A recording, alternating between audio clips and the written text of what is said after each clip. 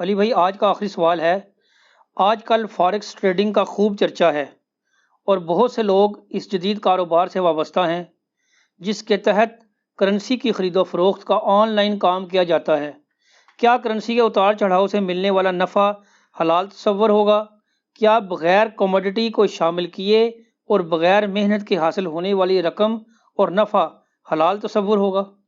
دیکھیں جی، پہلے تو یہ اپنے دماغ کا کیڑا نکال لیں کہ جو یہ پبلک کے اندر مشہور ہے نا کہ جو بھی مال و دولت آپ کو بغیر محنت کے حاصل ہو جائے وہ حرام ہے، تو یہ بالکل مت ہے، اس کی کوئی اصل نہیں ہے۔ ورنہ آپ پہلا علم الکلام پھکی والا جواب اینٹی وینم لے لیں کہ کچھ عرصہ پہلے ہی 60-70 ہزار پہ تولا تھا سونا، چند مہینوں میں وہ 1.25 لاکھ تک پہنچ گیا، ابھی بھی 1 لاکھ سے اوپر ہی ہے۔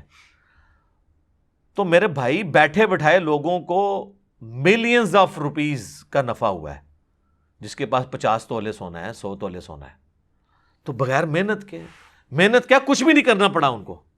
تو آپ یہ کہیں گے گھر بیٹھے بیٹھے جو سونے کی قیمت چڑھ گئی اس کی وجہ سے ان کو جو نفع ہوا ہے یہ حرام ہے؟ نعوذ باللہ۔ اس سے بھی اگلا ورژن بخاری اور مسلم میں کئی احادیث ہیں کہ صحابہ کرام علیہم رضوان اپنی زمینوں کو کرائے پہ دیا کرتے تھے یہودیوں کو، محنت یہودیوں کی ہوتی تھی، اور جب نفع ہوتا تھا تو وہ پرسنٹیج آپس میں تقسیم کرتے تھے۔ یہ سلیپنگ پارٹنر کا جو کنسیپٹ ہے، مداربہ جسے کہتے ہیں، مداربہ میں کیا ہوتا ہے؟ انویسٹمنٹ ایک بندے کی ہوتی ہے، محنت دوسرے کی۔ البتہ اس میں یاد رکھیے گا کہ اگر مداربہ والا کیس ہے نا، تو جب نقصان ہوگا نا تو نقصان سارا اس نے برداشت کرنا ہے جس کی انویسٹمنٹ ہے۔ جس نے محنت کی ہے نا اس نے نقصان نہیں پھر برداشت کرنا۔ وہ کہتے ہیں نقصان ہوا تو آدھا آدھا، نہ، نقصان ہوا تو پورا اس کا جس کے پیسے ہیں۔ وجہ یہ ہے کہ بیچارہ جس نے محنت کی اس کے پلے تو پہلے ہی کچھ نہیں ہے، آپ نقصان بھی اس پہ ڈالیں گے۔ دوسرا، اس بیچارے کی محنت ضائع ہوئی ہے، آپ کا مال ضائع ہوا ہے۔ اگر میں نے زمین کسی کو کرائے پہ دی کہ یہاں پہ تم فصل اگاؤ، فصل برباد ہو گئی، تو اب اس کا جو نقصان ہے وہ سارا میں نے برداشت کرنا ہے۔ اگانے والے کی محنت ضائع ہوئی، میرا مال ضائع ہوا۔ اس بیچارے کی محنت بھی گئی، الٹا آپ اس کے اوپر پلنٹی بھی ڈالیں تو یہ تو ظلم کا نظام ہے، اس لیے یہ نہیں چل سکتا۔ اور اس میں ایک اور بات میں عرض کر دوں، یہ منافع کی بھی جو شرح ہے نا، جو پبلک میں مشہور ہے کہ جی اتنا منافع آپ لے سکتے ہیں، اتنا نہیں لے سکتے، جتنا مرضی آپ منافع لیں، اس کے اوپر چیک جو ہے نا وہ اوپن مارکیٹ رکھے گی، بلیک مارکیٹنگ نہ ہو۔ تو سر آپ آلو کو 1 لاکھ روپے کلو بیچیں، انشاءاللہ آپ سے لے گئی کوئی نہیں، اللہ یہ کہ آپ پوری مارکیٹ کا آلو اٹھا کے بلیک مارکیٹنگ شروع کر دیں۔ تو بلیک مارکیٹنگ، ذخیرہ اندوزی نہیں ہونی چاہیے، منافع آپ جتنا مرضی، تو وہ خود کنٹرول کرتی ہے مارکیٹ۔ اگر آج کوئی ایک صابن کی ٹکیا جو ہے وہ 100 روپے کی ٹکیا کو 1000 کا بیچے گا تو وہ کتنوں کے آگے بیچ سکتا ہے؟ دوسرے مارکیٹ میں آئیں گے، وہ کہیں گے جی ہم 100 روپے کی بیچیں گے، ان کی بکے گی، اس کی بکے گی نہیں۔ تو یہ خود بخود اللہ نے نیچرل سسٹم ایسا بنایا ہے کہ ذخیرہ اندوزی نہ ہونا، منافع آپ جتنا مرضی لیں۔ یہ تو ظلم ہے کہ اگر کوئی شخص کہے کہ 2 ایک طرح کا منافع لیں گے۔ مثلا اب میرا ایک سٹی جیلم بھی ہے، ایک اسلام آباد، میرے دونوں جگہ گھر ہے۔ اسلام آباد میں I-10 کے پاس جو ہے نا مرکزی منڈی موجود ہے، منڈی سے آپ آلو اٹھاتے ہیں سپوز 20 روپے کلو، اور وہ آلو آپ I-10 مرکز میں پاس جا کے 40 روپے کلو بیچ لیں گے، کیونکہ I-10 مرکز کے اندر دکان کا ایوریج کرایہ 20,000 25,000 روپے ہے۔ لیکن اب آپ یہ ایکسپیکٹ کریں کہ F11 میں جا کے وہی 20 روپے کلو آلو اٹھانے والا وہاں بھی 40 کے بیچے، سر وہاں وہ 70 میں بیچے گا، کیونکہ اس کی دکان کا کرایہ 30-40 ہزار روپیہ، پھر وہ ٹرانسپورٹیشن کاسٹ بھی ہے۔ یہ اسلام آپ پہ کبھی قدغن لگا ہی نہیں سکتا کہ آپ نے اتنے % منافع لینا ہے۔ ہاں، باقی جو ریٹیل کی قیمت ہے اور تھوک والی قیمت کا اور پرچون کی قیمت کا جو پورے ملک میں سپلائی مین کمپنیاں کرتی ہیں وہ تو ٹھیک ہے کہ ایک گھی کے ڈبے کی کراچی میں جو قیمت ہے پشاور میں وہی ہوگی، اس کی وجہ ہے کہ وہ ٹرانسپورٹیشن کاسٹ کمپنی برداشت کر رہی ہوتی ہے، وہ تو آپ ریٹ اوپر نیچے نہیں کر سکتے، یہ ذہن میں رکھیے گا، وہ تو جرم ہے، اس لیے اس کی قیمت اس کے اوپر لکھی ہوئی ہوتی ہے۔ تو وہ گورنمنٹ جو چیزیں کنٹرول کر رہی ہوتی ہے وہ اپنی جگہ۔ اب یہ رہ گیا فاریکس ٹریڈنگ کا، یہ بیسیکلی ورڈ ہے فارن ایکسچینج ٹریڈنگ، یعنی جو دوسرے ملک کی جو کرنسی ہے اس کی ایکسچینج کی تجارت، تو اسے یعنی اکٹھا کر کے فاریکس ٹریڈنگ پڑھ دیا جاتا ہے ایک مختصر طور کے اوپر، جس طرح نیشنل جغرافک کو نیٹ جیو کہا جاتا ہے، حالانکہ وہ نیشنل جغرافک چینل ہے، تو نیشنل میں سے NAT لے لیتے ہیں اور جیوگرافک میں سے GEO تو کہتے ہیں نیٹ جیو چینل، حالانکہ وہ پورا ورڈ یہ ہے۔ تو یہ فارکس ٹریڈنگ کو ڈسکس کرتے ہوئے بنیادی چیز آپ سمجھ لیں کہ جو اسلام میں کسی کاروبار کے حلال اور حرام ہونے کے قوانین ہیں نا بنیادی، جو میں کتاب و سنت کی تعلیمات کی روشنی میں سمجھاؤں، وہ بنیادی 4 قوانین ہیں، 4 رولز کے اوپر آپ نے پیش کرنا ہے۔ میں آپ کو ڈاکٹرن کلیئر کروں گا، باقی ہر بندے نے اپنا کاروبار خود اس میں فٹ کرنا ہے۔ یہ نہیں ہے کہ آپ 1000 کاروباروں کی لسٹ مجھے بھیج دیں، بتائیں کون سا حلال ہے حرام، میں نہیں بتا سکوں گا، مجھ سے بہتر آپ خود بتا لیں گے۔ اگر آپ کو رولز پتہ چل جائیں گے تو آپ یہ فنکشن اپلائی کریں گے، رزلٹ آپ کے سامنے آ جائے گا۔ کیونکہ جو آپ نے مجھے ایکسپلین کرنا ہے اس سے بہتر آپ خود جانتے ہیں کہ اس کاروبار میں کیا کیا 2 نمبری ہے، کیا کیا چیزیں ٹھیک ہیں غلط ہیں۔ میں آپ کو رولز بتا دیتا ہوں، آپ اللہ کو سامنے رکھتے ہوئے خود فیصلے تک پہنچ جائیں گے۔ جو صحیح مسلم میں حدیث ہے، گناہ وہ جو تیرے دل میں کھٹکے اور تو اس بات سے ڈرے کہ لوگ مطلع ہو جائیں اس کے اوپر کہ یہ کر رہا ہے۔ تو گناہ اندر کا مفتی آپ کو بتائے گا یہ گناہ ہے۔ اچھا، اندر کا مفتی اسی کا بتائے گا جسے پتا ہوگا، جس کو پتہ ہی نہیں ہے کہ حلال اور حرام کیا ہے، اس کو مفتی نے کیا بتانا ہے؟ وہ مفتی مرے ہے اور مفت ہی مفتی ہے۔ تو یہ بنیادی اصولی گفتگو میں کروں گا۔ ڈاکٹرن کیا ہے اسلام میں کاروبار کے حلال اور حرام ہونے کی؟ پہلا رول یہ ہے کہ آپ جو کاروبار کر رہے ہیں وہ حلال پروڈکٹ کا کاروبار ہونا چاہیے، حلال چیز کی خرید و فروخت، سبزی، گوشت، اس کے علاوہ باقی جو پروڈکٹس ہم گھی، چینی، دالیں استعمال کرتے ہیں، پروڈکٹ حلال ہونی چاہیے۔ یا پروڈکٹ تو کھانے میں حرام ہے لیکن اس کی تجارت حلال ہے، جس طرح گدا آپ خرید و فروخت تو کر سکتے ہیں لیکن پکا کے کھا نہیں سکتے۔ ہاں، ہوٹل والے آپ کو زبردستی کھلا دیں اولادہ بات ہے، ان بیچاروں کو تو نہیں پتا جو کھا رہے ہوتے ہیں۔ لیکن گدے کی خرید و فروخت حرام نہیں ہوگی اس وجہ سے کہ اس کا گوشت حرام ہے، اس کی وجہ یہ ہے کہ وہ دوسرے پرپس کے لیے استعمال ہوتا ہے، ٹرانسپورٹیشن کے لیے۔ تو اس اعتبار سے یہ اس پہ فتویٰ نہیں لگے گا۔ البتہ اگر کوئی شراب کی خرید و فروخت کرتا ہے تو کتنی احادیث ہیں بخاری مسلم میں، ترمذی میں ڈیٹیل کے ساتھ، تو وہ تو 10 چیزیں گنوائی گئی ہیں: شراب اٹھانے والا، لے جانے والا، لوڈ کرنے والا، ان لوڈ کرنے والا، بیچنے والا، خریدنے والا، سب پہ نبی اسلام نے ایک ایک کا نام لے کے لعنت فرمائی ہے۔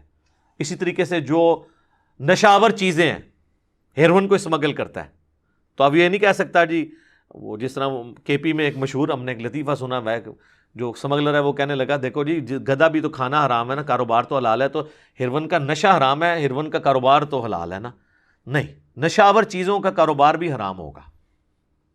تو یہ پہلی شرط ہے کہ پروڈکٹ حلال ہو، اس کا کاروبار حلال ہوگا، یا پروڈکٹ کھانے میں تو حرام ہے لیکن ویسے اس کا کاروبار آپ کر سکتے ہیں، جس طرح میں نے آپ کو گدھے کی مثال دی کہ کھانے میں حرام ہے لیکن وہ دوسرے کاموں میں استعمال ہوتا ہے، تو آپ اس کا کاروبار بھی کر سکتے ہیں۔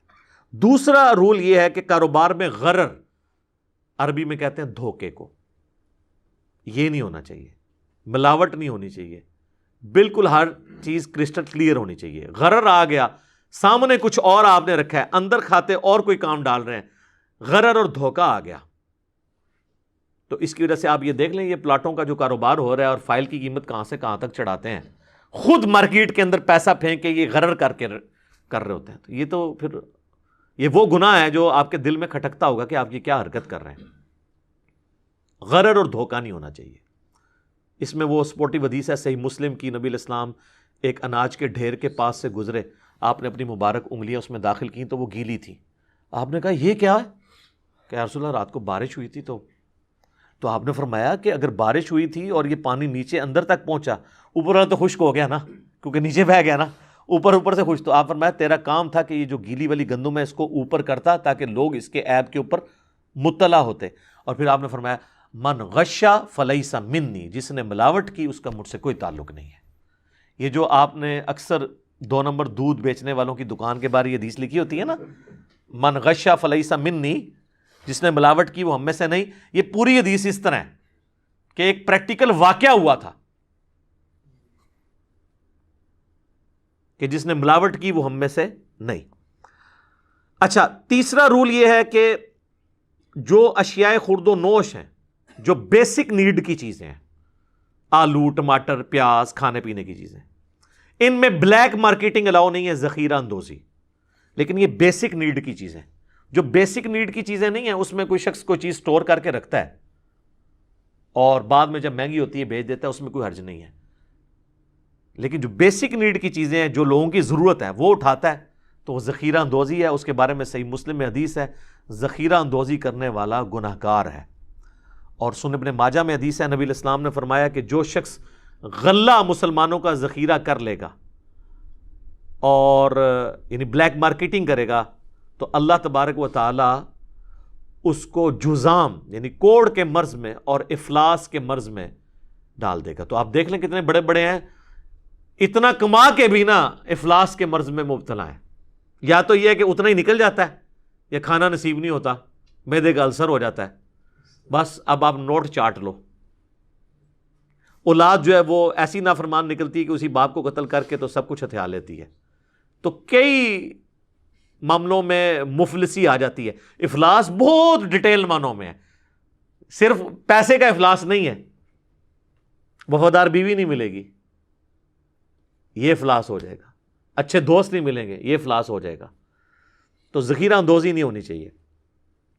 اور چوتھا رول یہ ہے کہ جوا یا سود، اسپیسیفکلی سودی لین دین اس میں نہیں ہونا چاہیے، کیونکہ سورۃ البقرہ کی آیت نمبر 279 میں اللہ تعالیٰ نے فرمایا کہ جو لوگ سود کھا رہے ہیں اللہ اور اس کے رسول سے اعلان جنگ ہے ان کا. یہ واحد گناہ ہے جس پہ یہ وعید ہے.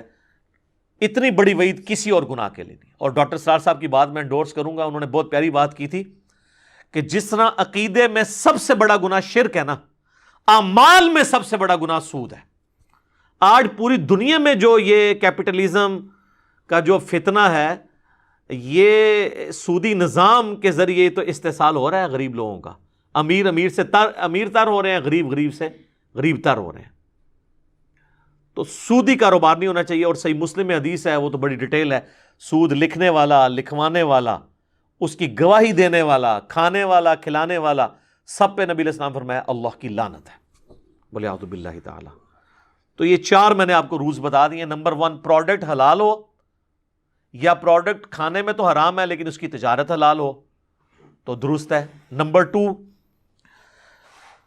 غرر اور دھوکہ نہیں ہونا چاہیے. نمبر 3، جو بیسک نیڈ کی چیزیں ہیں ان کے اندر ذخیرہ اندوزی نہیں. انوینٹری تو آپ بنا سکتے ہیں لیکن ذخیرہ اندوزی نہ ہو کہ مارکیٹ سے آپ نے سارے آلو اٹھا لیا، کہ بعض 8 کروڑ کا آلو اٹھا لیا جا کے انہوں نے ڈمپ کر دیا جناب کسی برف خانے کے اوپر، ٹھیک ہے، فریزرز کے اندر، اور پھر مارکیٹ میں ظاہر آلو چڑھ گیا. یہ چیز نہیں ہونی چاہیے. تو ویسے تو اب بیسک نیڈ میں تو آلموسٹ ساری چیزیں، اب آج کے دور میں تو ویسے اگر آپ دیکھیں تو موٹر سائیکل بھی بیسک نیڈ ہے، فریج بھی بیسک نیڈ ہے. یعنی جو بھی استعمال کی چیزیں ان کی آپ نے ذخیرہ اندوزی نہیں کرنی. اور چوتھا رول ہے کہ سودی انوالومنٹ اس کے اندر نہیں ہونی چاہیے. تو یہ 4 رولز ہیں. اس کے اندر اب جو کاروبار فال کرے گا ان 4 رولز میں جو ممانعت ہے اس سے بچ جائے گا وہ حلال ہوگا، ادروائز وہ پھر حرام تصور کیا جائے گا. اب باقی میں نیٹی گریٹیز میں اگر پڑھ جاؤں، یعنی پلاٹوں کی فائلوں کا کاروبار ہو گیا، اسی طریقے سے کرپٹو کرنسی، بٹ کوائن یا ون کوائن، اور اسلامک بینکنگ اور گولڈ کا کاروبار، اس کے اوپر الگ سے میری کئی ویڈیوز ریکارڈڈ ہیں، وہ انشاءاللہ ہم اس کی ڈسکرپشن میں ڈال دیں گے. اور میں آپ کو بتاؤں، ہم جتنی کریٹیکل ویڈیوز ہوتی ہیں نا، ڈسکرپشن میں ان کے لنکس ڈالتے ہیں اور پھر کامنٹس میں ڈال کے بھی اسے پن کر دیتے ہیں. پھر بھی بعض لوگ نیچے لکھ رہے ہوتے ہیں اس کے بارے میں بتائیں، تو تھوڑی محنت کر لیا کریں آپ بھی، ٹھیک ہے نا. اب آپ کے منہ میں جا کے ڈالیں کلپ، اور ہر کلپ میں ہر بات تو نہیں ہو سکتی، ورنہ تو ہر کلپ جو ہے وہ آدھے پونے گھنٹے 2 گھنٹے کا ہونا شروع ہو جائے گا. تو وہ ٹاپک وائز ڈسکس کر رہے ہوتے ہیں، تو میں اس کو یعنی یہاں پہ ڈسکس نہیں کروں گا. اور میں آپ لوگوں سے ریکویسٹ کروں گا کہ یہ مشکات المصابیح، جسے میں نے انسائکلوپیڈیا آف حدیث ڈکلیئر کیا ہے، اس پہ میرا ڈیٹیل لیکچر بھی ہے اس کے تعارف کے اوپر، یہ آپ ضرور پڑھیں. یہ اہل سنت کی مین سٹریم کی جو 6 کتابیں ہیں، بخاری، مسلم، ابو داؤد، ترمذی، نسائی، ابن ماجہ، اس کے نوٹس ہیں. اس میں ایک پورا چیپٹر ہے 2 جلد کے اندر، کتاب البیوع.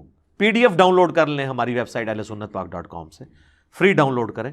کتاب البیوع چیپٹر ہے، یعنی یہ جو کاروبار والا چیپٹر، اس میں 282 احادیث ہیں، آلموسٹ 300 کے قریب.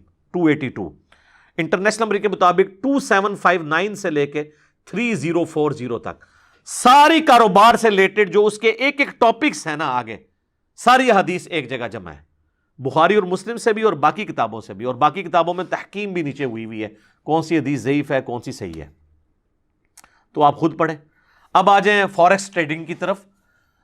فورن ایکسچینج ٹریڈنگ، جس کو مختصر کر کے ہم فوریکس ٹریڈنگ کہتے ہیں، تو اسپیسیفکلی اس کے بارے میں یاد رکھیں یہ OTC ہے، اوور دا کاؤنٹر کاروبار ہے، جس میں 1 to 1 آپ، یعنی بیچ میں آپ کے اوپر کوئی سپرویژن کے لیے اتھارٹی انوالو نہیں ہوتی ہے، ڈائریکٹ آپ کاروبار کر سکتے ہیں کاؤنٹر کے اوپر سے آمنے سامنے.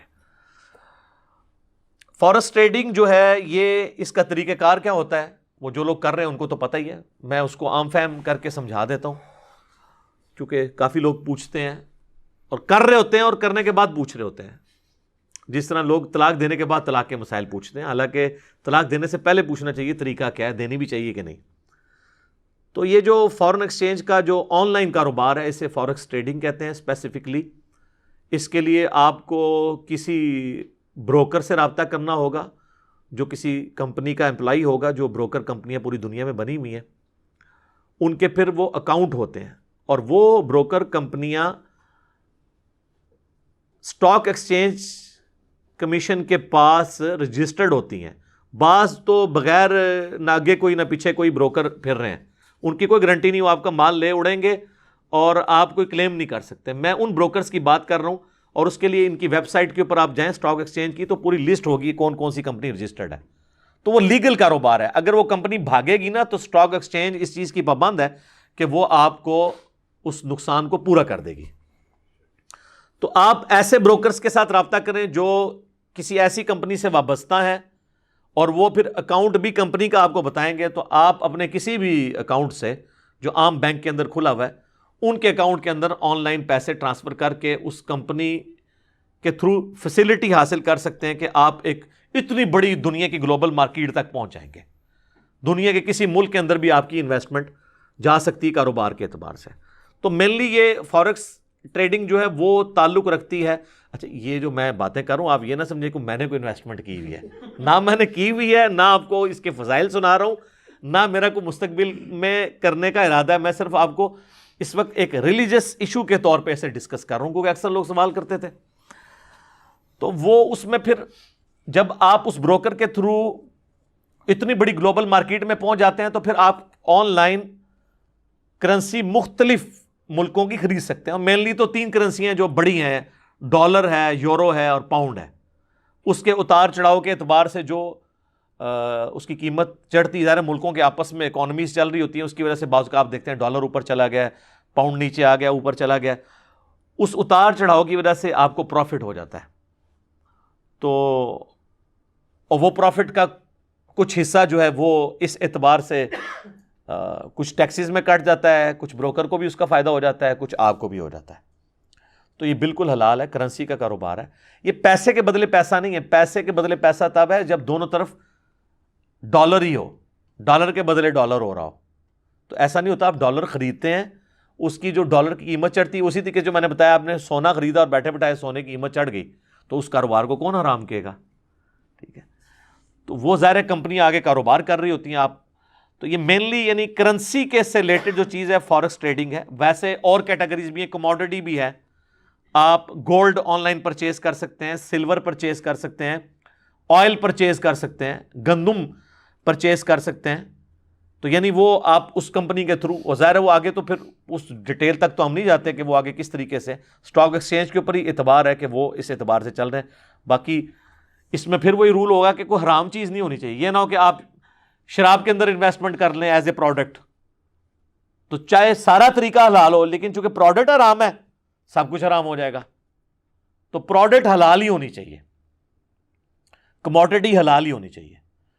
تو کموڈٹی والا بھی ایک اس میں پورشن لائی کر رہا ہوتا ہے. یعنی یہ 2 مینلی میں نے آپ کو بتا دیے. تیسرا ہے کمپنیز کے شیئرز بھی آپ لے سکتے ہیں. مثلا کوئی بوئنگ کے شیئر لے لیتا ہے، PSO کے لے لیتا ہے، پیکیجز کے لے لیتا ہے. سگریٹ کی کمپنی کے نہ لیں شیئر، وہ سلو پوائزننگ ہے.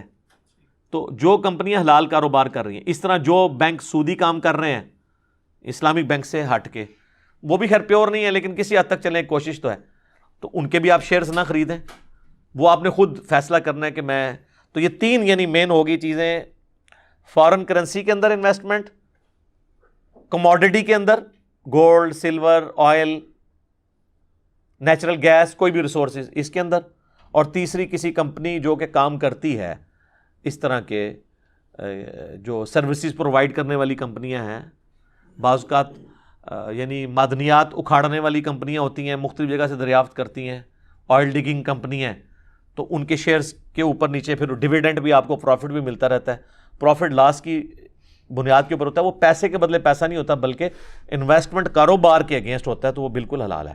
باقی یہ کہنا کہ جی وہ بالکل ہمارے سامنے کریں، تو یہ اب ظاہر پوری دنیا کا موڈ شفٹ ہو چکا ہے آن لائن کے اوپر، وہ تو میں تو 2005 اور اب 2020 ہے، اکتوبر کا مہینہ شروع ہو چکا ہے، 15 سالوں میں نے تو اپنے دونوں گھروں کے بل، اسلام آباد والے کے ادھر کے، آج تک مجھے نہیں یاد میں کبھی بینک میں جمع کروانے گیا ہوں، سارے بل چاہے وہ گیس کا ہو، بجلی کا ہو، نیٹ کا ہو، تو آن لائن ٹرانسفر کرتے ہیں، تو وہ سارا پوری دنیا کا نظام آن لائن شفٹ ہو چکا ہے، تو اس کے پیچھے ملکوں کی اسٹاک ایکسچینج کی گارنٹیاں موجود ہیں، اور اس طرح نہیں ہے کہ یہ اس طریقے سے کام چل رہا ہے، تو جہاں پہ یہ ساری چیزیں موجود ہیں وہ آپ کریں۔ باقی اب اس میں بعض اوقات یہ ہوتا ہے کہ ہم کسی ایسی کمپنی میں انویسٹ کریں گے جو خود سودی کام کرتی ہے، پروڈکٹ تو حلال بنا رہی ہے لیکن سودی کام اس طرح کر رہی ہے کہ وہ مارکیٹ سے، بینکوں سے وہ ڈیٹ لیتی ہے، اپنی ایکویٹی اس کی 40% ہے راس المال، 60% وہ قرضہ اٹھاتی ہے، تو ظاہر اس کا تو سود دے گی۔ اب یہ پوری دنیا کا نظام سودی ہے، اب اس سے تو اس درجے میں وائڈ کرنا مشکل ہے کہ آپ کوئی ایسی کمپنی دریافت کریں جس نے بینکوں سے سود پہ قرضہ نہ لیا ہو، پھر تو آپ کچھ بھی نہیں کر سکتے، پھر تو جناب یہ جن کپڑوں میں بیٹھ کے میں، اور یہ جن کپڑے کی میں نے پگڑی باندھی ہوئی ہے، یہ بھی جس مشین پہ بنے ہوئے ہیں، وہ بھی یعنی سود کے پیسے سے ادھار اٹھا کے، بینکوں سے اٹھا کے اور اس کے اگینسٹ سود دے کر باہر سے منگوائی گئی ہیں، تو یہ تو پھر یہ ہے لا یکلف اللہ نفسا الا وسعہا، اللہ تعالیٰ کسی جان پہ اتنا ہی بوجھ ڈالتا ہے جس کی وہ یعنی استطاعت رکھتا ہے، اس سے زیادہ بوجھ نہیں ڈالتا، جہاں ڈائریکٹ آئے وہ نہیں۔ ہم اس کی بنیاد پہ آپ یہ نہیں کہہ سکتے سود کا دھواں تو پہنچ ہی رہا ہے ڈائریکٹ بھی کھانا شروع کر دوں، نہیں۔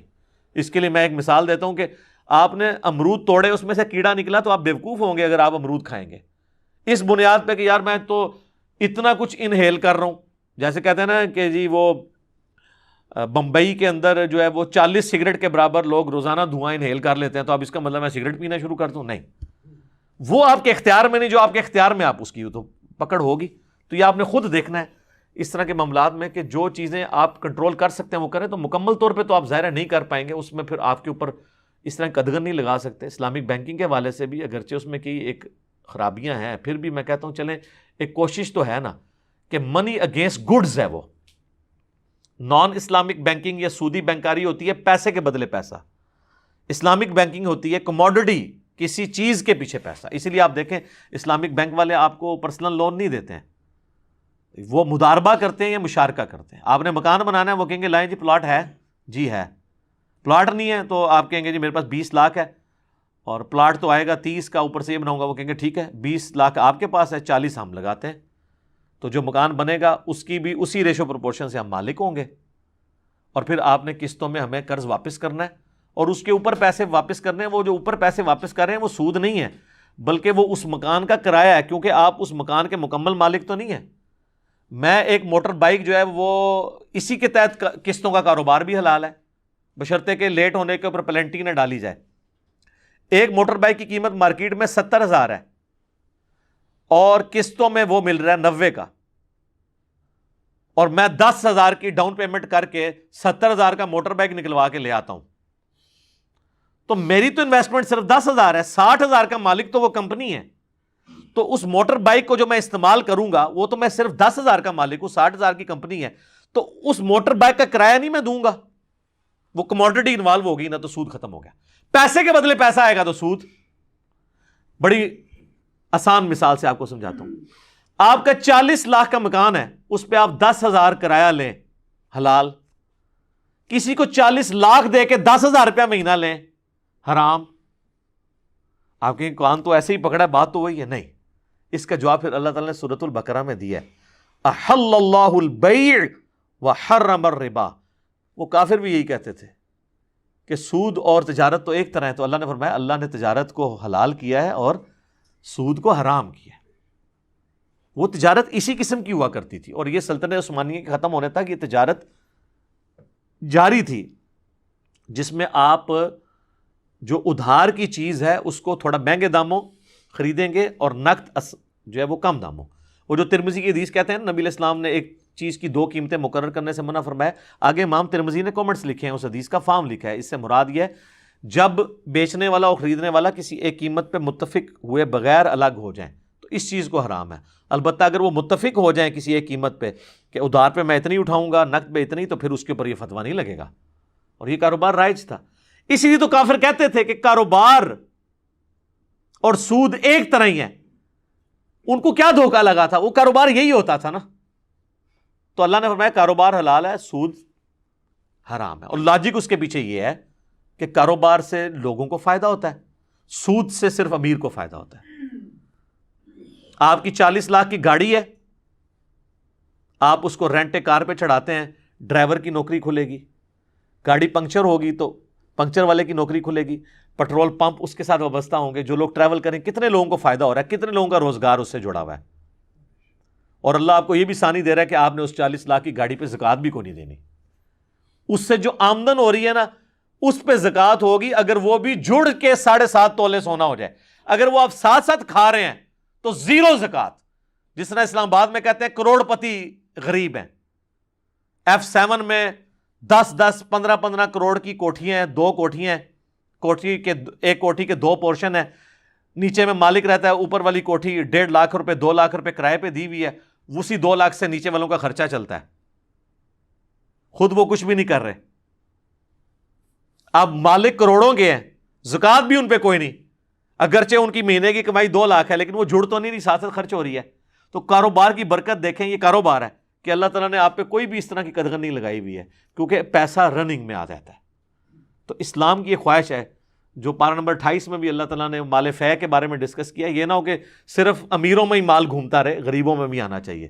تو کاروبار زندگی کے ساتھ چونکہ چیزیں جڑی ہوئی ہیں, لوگوں کے فائدے, اس لیے اللہ تعالیٰ نے کاروبار کو حلال کیا ہے اور سود کو حرام. سود میں کیا ہوتا ہے, ایک بندہ ہی ہوتا ہے, وہی نفع اٹھاتا جاتا ہے اور دوسرے کا استحصال کرتا چلا جاتا ہے. تو کاروبار کریں, سود والا معاملہ نہ کریں. یہاں پہ تو کتنے داڑھیوں والے ہیں, پگڑیوں والے ہیں, نمازی ہیں, اور وہ سود کو کرتے رہتے ہیں, اور جب ان کو اینڈ پہ بتایا جائے تو وہ کہتے ہیں ہمیں تو پتہ ہی نہیں تھا یہ سود ہے. اتنے بولے بن جاتے ہیں, پیسے کے بدلہ پیسہ لے رہے ہوتے ہیں اور کہتے ہیں جناب اسی جڑا نا ایتے کاروبار کر رہے سائیں, ساڈا کاروبار سی.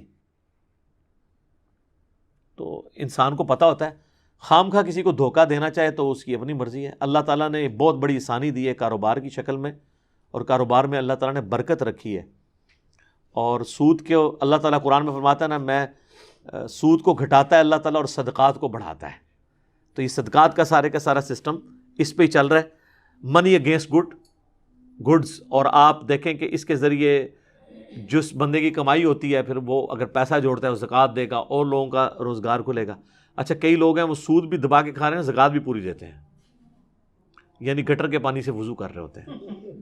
تو گٹر کے پانی سے تو وضو نہیں ہوگا.